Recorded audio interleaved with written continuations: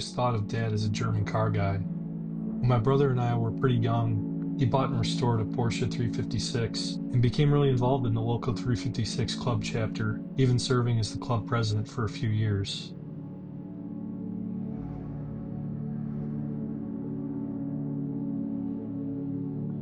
Later in life, he branched out and started to be more eclectic in keeping a small collection of vintage cars.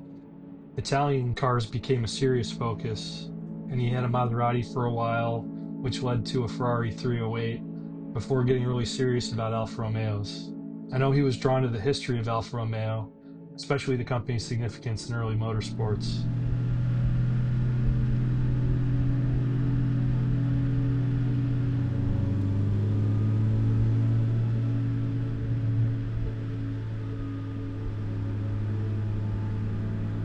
It turned out that his interest in Alfas went back pretty far.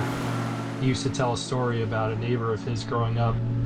Her parents had bought her a new convertible and would take any of the neighbor kids for a spin, as long as they could correctly pronounce the name Alfa Romeo Giulietta Spider.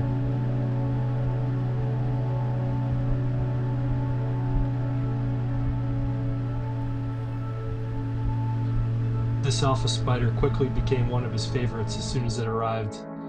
The gray exterior is a bit subdued on its own, but when you see the bright red interior, it really pops and the personality just shines through.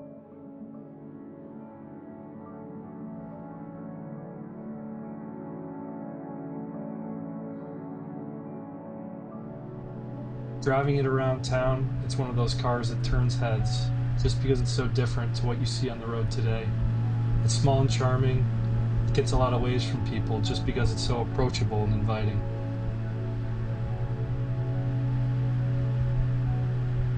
It definitely wasn't the fastest car in his collection, but it might have brought him the most joy at the end of the day. He was never really into garage queens. We'll be sad to see it go, but this Alfa needs an owner who'll be excited to get it out on the road at every opportunity and enjoy it with the top down and the wind in their hair.